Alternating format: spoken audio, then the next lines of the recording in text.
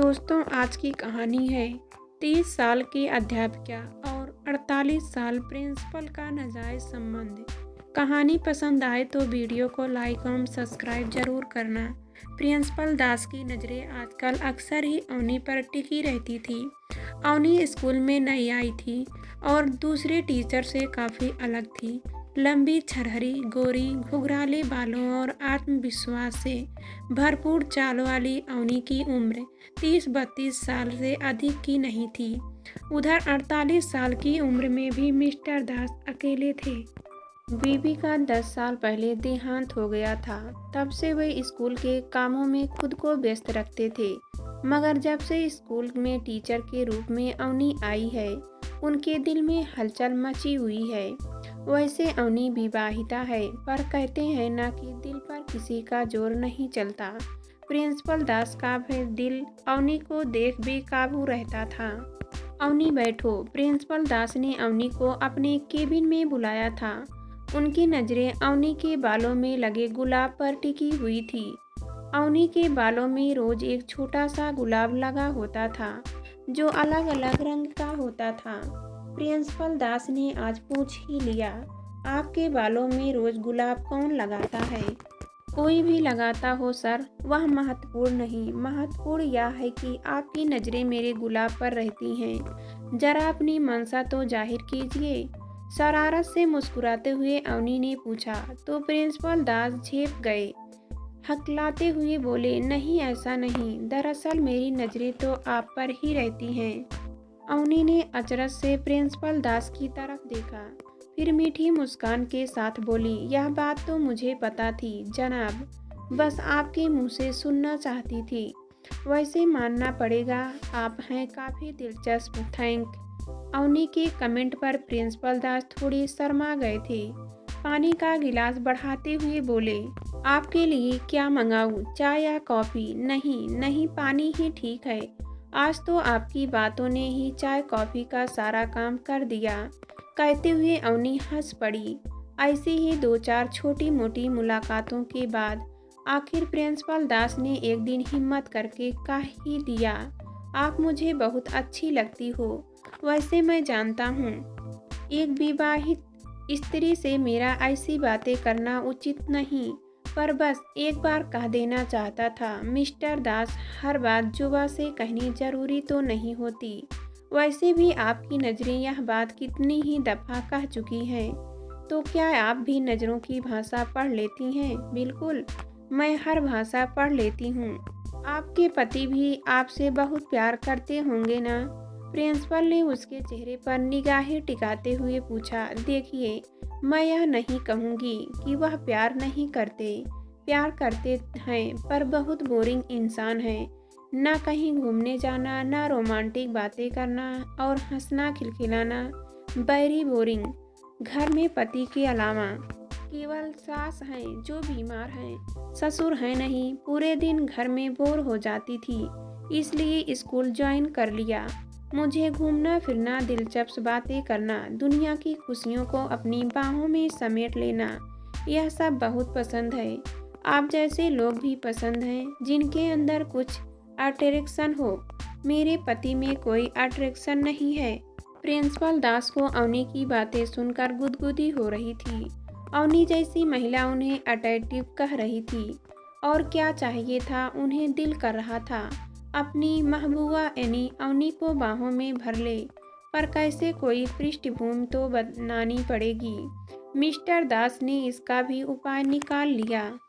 अवनी, क्यों ना आपकी क्लास के बच्चों को लेकर हम पिकनिक पर चलें?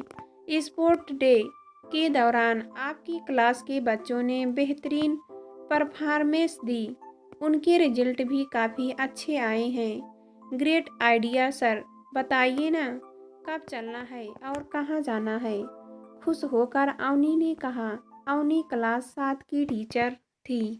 अगले संडे ही कक्षा 7 के बच्चों को शहर के सबसे खूबसूरत पार्क में ले जाया गया। पूरे दिन बच्चे एक तरफ खेलते रहे और पार्क के दूसरे कोने में मिस्टर दास अवनी के साथ रोमांस की पीगे बढ़ाने में व्यस्त रहे। अब तो अक्सर बहाने ढूंढे जाने लगे।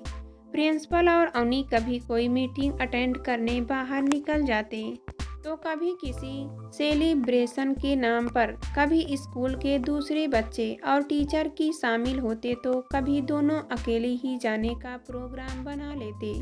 प्रिंसिपल को हर समय अवनी का साथ पसंद था, तो अवनी को इस बहाने घूमना फिरना, खाना पीना और मस्ती करना, दोनों ही एक दूसरे की इच्छा पूरी कर अपना मतलब निकाल रहे थे। ऐसे ही वक्त गुजरता रहा। उनका यह अवैध रिश्ता वैध रिश्तों के आगे बढ़ता रहा। अब तो अवनी अक्सर अपने हाथ का बना खाना और पकवान आदि प्रिंसिपल के लिए लेकर आती। सबकी नज़रें बचाकर दोनों एक दूसरे में खो जाते।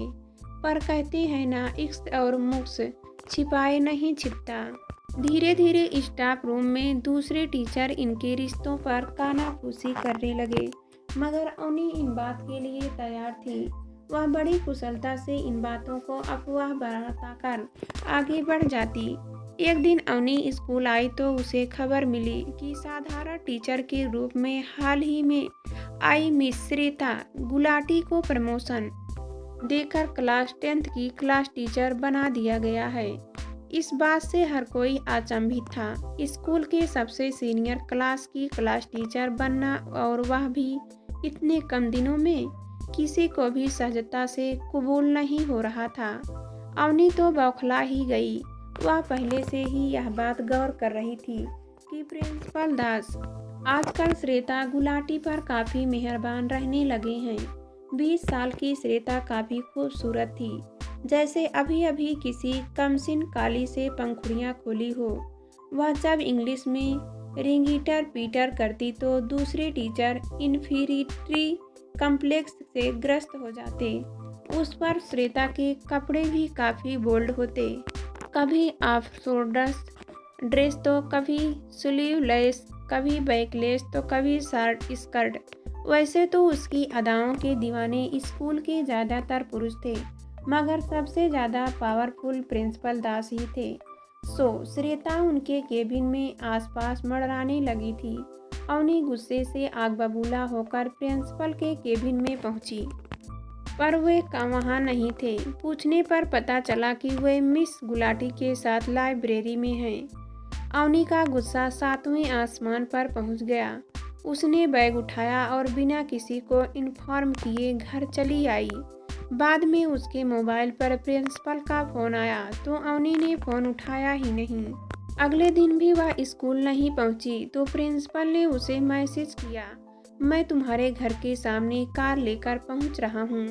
मुझसे नाराज़ हो तो भी एक बार हमें बात करनी चाहिए। आज हम बाहर ही लंच करेंगे। मैं 20-25 मिनट में पहुंच जाऊंगा, तैयार रहना। अवनी तैयार होकर बाहर निकली। तब तक प्रिंसिपल की कार पहुंच चुकी थी। वह कार में पीछे जाकर बैठ गई। दोनों शहर से दूर एक रेस्टोरेंट पहुंचे। कोने की एक खाली सीट पर बैठते हुए प्रिंसिपल ने बात शुरू की, अब आप कुछ बताइएगी, इस नाराज़गी की वजह क्या है? वजह भी बतानी पड़ेगी, आप इतने नादान तो है नहीं। ओके बाबा, मैंने श्वेता को प्रमोशन दी, इसी बात पर नाराज़ हो ना? प्रिंसिपल ने अपनी गलती मानी। मैं जान सकती हूँ उसने ऐसे कौन से सुरखाब के पंख लगे हैं जो मुझसे नहीं। गुस्से में अवनी ने कहा, ऐसा कुछ नहीं है डार्लिंग। मैं डोंट टेल भी डार्लिंग, अब तो नई डार्लिंग मिल गई है जनाब को। अरे ऐसी बात नहीं अवनी, ऐसा क्यों कह रही हो? सच ही कह रही हूँ।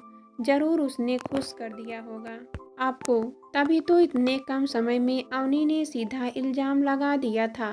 जुबान संभाल कर बात करो अवनी, मैं ऐसा नहीं कि हर किसी को इसी नज़र से देखूं। खबरदार जो ऐसी बातें की। मैं प्रिंसिपल हूँ, मेरे पास अथॉरिटी है, जो मुझे काबिल लगेगा उसे प्रमोशन दूंगा। इसमें तुम्हें बीच में आने का कोई हक नहीं।